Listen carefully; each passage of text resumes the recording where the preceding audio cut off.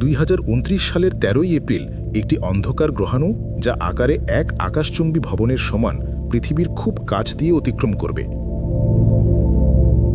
এর সবচেয়ে কাছের অবস্থান হবে পৃথিবীর অনেক স্যাটেলাইটের থেকেও নিচে। প্রায় 370 মিটার দৈর্ঘ্যের এই মহাজাগতিক শিলাখণ্ড এতটাই কাছে চলে আসবে যে সারা বিশ্বের কোটি কোটি মানুষ খালি চোখে এটি আকাশে চলতে দেখতে পাবে। কিন্তু মাত্র সামান্য কোনো গাণিতিক ভুল হলে পরিস্থিতি ভয়াবহ রূপ নিতে পারে। শুনতে সিনেমার মতো লাগলেও এটাই বাস্তবতা। প্রশ্ন জাগে, অ্যাপোফিস কি সত্যি পৃথিবীতে আঘাত হানতে পারে? আর যদি আঘাত হানে, তবে কি হবে?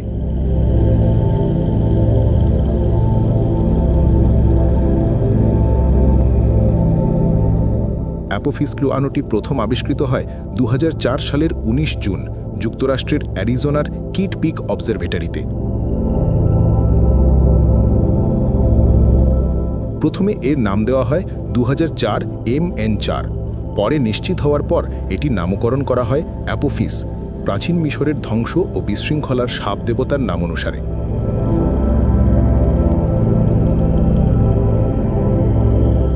শুরুতে এটি পৃথিবীর জন্য বিশাল হুমকি বলে মনে করা হয়। 2004 সালের শেষের দিকে বিজ্ঞানীরা হিসাব করে দেখেন 2029 সালের এপ্রিলে এর পৃথিবীতে আঘাত হানার সম্ভাবনা 2.7%।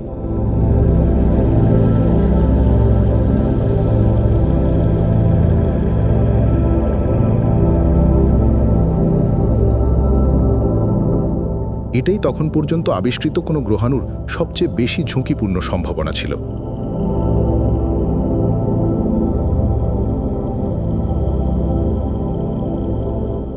গ্রহাণুর গতিপথ নির্ণয় সহজ নয়। কয়েকটি কারণে এর কক্ষপথ বারবার পরিবর্তিত হতে পারে। সূর্যের আলো শোষণ ও তাপ বিকিরণের ফলে সৃষ্ট ইয়ারকভস্কি প্রভাব, যা গ্রহাণুকে ধীরে ধীরে ঠেলে দেয়। বড় কোনো গ্রহ বা পৃথিবীর কাছ দিয়ে যাওয়ার সময় মাধ্যাকর্ষণ শক্তি এর গতিপথ বদলে দিতে পারে, ফলে দীর্ঘমেয়াদী পূর্বাভাসে অনেক অনিশ্চয়তা থেকে যায়।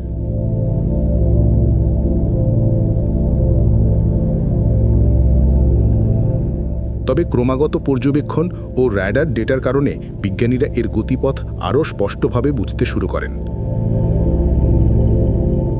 অ্যাপোফিসের ব্যাস প্রায় 370 মিটার এবং গতি প্রায় 19 কিমি প্রতি সেকেন্ড।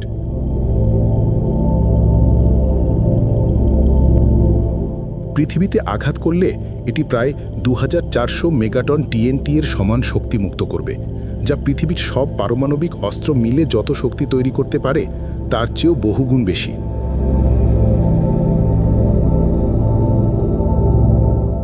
ভূমিতে পড়লে কয়েক মাইল বিস্তৃত বিশাল গর্ত তৈরি হবে, শত শত কিলোমিটার জুড়ে ধ্বংসযজ্ঞ চলবে। সমুদ্রে পড়লে বিশাল সুনামি সৃষ্টি হবে, যা শত শত মাইল দূরের উপকূলে আঘাত করবে। মিলিয়ন মানুষের প্রাণহানি ঘটতে পারে।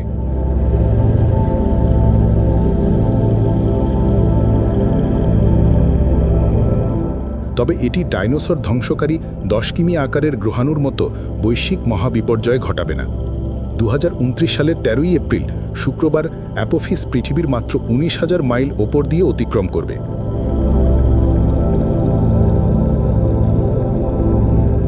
এটি চাঁদের থেকেও 10 গুণ কাছে এবং অনেক স্যাটেলাইটের কক্ষপথের ভেতর দিয়ে যাবে।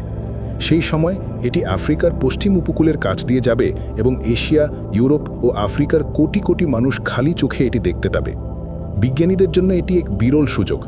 নাসার ওসাইরিস অ্যাপেক্স মিশন 2029 সালে অ্যাপোফিসের কাছে পৌঁছে এর পৃষ্ঠ বিশ্লেষণ করবে।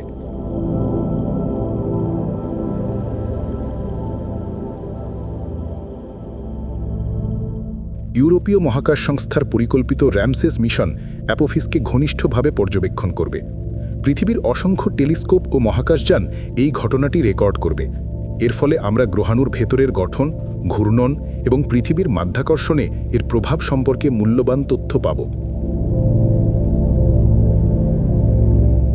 প্রথম দিকে আশঙ্কা ছিল 2029 সালে পৃথিবীর কাছ দিয়ে অতিক্রম করার সময় যদি অ্যাপোফিস একটা গ্র্যাভিটেশনাল কি হোল নামক ছোট্ট অঞ্চলের ভেতর দিয়ে যায়, তবে এর গতিপথ বদলে যাবে এবং 2036 সালে সরাসরি পৃথিবীতে আঘাত করবে।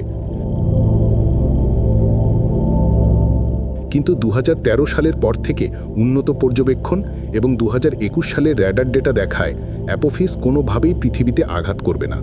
কমপক্ষে পরবর্তী 100 বছর এ বিষয়ে পৃথিবী নিরাপদ।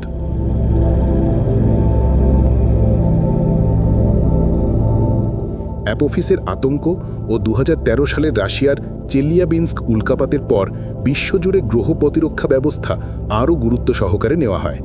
নাসা 2016 সালে প্ল্যানেটারি ডিফেন্স কোঅর্ডিনেশন অফিস গঠন করে। নিও সার্ভেয়র স্পেস টেলিস্কোপ এবং ডার্ট মিশন, যা সফলভাবে একটি ছোট গ্রহাণুর গতিপথ বদলেছিল, এই সবই অ্যাপোফিসের সতর্কবার্তার ফল। আজ পর্যন্ত প্রায় 30,000-এর বেশি নিকট পৃথিবী গ্রহাণু শনাক্ত হয়েছে, যার মধ্যে প্রায় 2000-টির আঘাত হানার ক্ষুদ্র সম্ভাবনা রয়েছে।